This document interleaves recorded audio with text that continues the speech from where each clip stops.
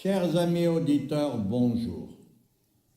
Le président par intérim autoproclamé du Venezuela appelle à la formation d'un gouvernement d'urgence nationale.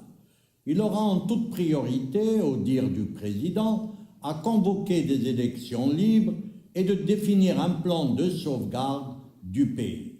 C'est plus de 9 millions de Vénézuéliens qui souffrent actuellement de la faim selon les Nations Unies. On assiste à un véritable exode, le plus important de l'histoire contemporaine après celui de la Syrie. Pensez donc, plus de 5 millions de personnes ont quitté le pays depuis 2014, en 6 ans. Pendant ce temps, la justice américaine trouve que le dictateur actuellement en place, Nicolás Maduro, est impliqué dans du trafic de drogue et du terrorisme. L'opposition le trouve sourd à la crise socio-économique et au désastre sanitaire du pays.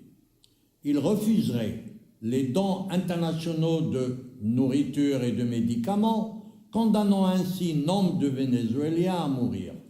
Même en pleine pandémie de Covid-19, le régime semble ne pas souhaiter accepter l'aide internationale. Il y a une volonté politique chez les anti-Maduro de trouver des solutions adaptées aux problèmes des Vénézuéliens. Ils se déclarent déterminés à mettre fin à cette grave crise en rassemblant largement ceux qui ont conscience des intérêts du peuple vénézuélien, ceux restés au pays, comme ceux de la diaspora, et ils sont nombreux. La solution ne peut être que politique. Le Venezuela se trouve aujourd'hui entre les mains d'une narco-dictature qui a confisqué tous les pouvoirs. Le régime de Nicolás Maduro n'a plus la capacité, ni même l'intention, de mettre fin à la crise économique, sociale, sanitaire et politique du pays. Le gouvernement par intérim de Juan Guaidó Márquez est reconnu par plusieurs pays, dont les États-Unis, la France et 50 autres pays, ainsi que le Parlement national du Venezuela et la société civile.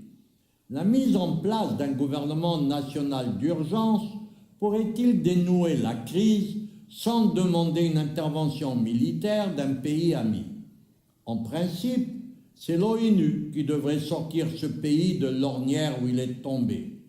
Mais l'Organisation internationale des Nations en a-t-elle les moyens? Maduro essaye d'internationaliser le problème en appelant à l'aide un pays comme l'Iran. L'écueil est de répéter les erreurs commises en Libye.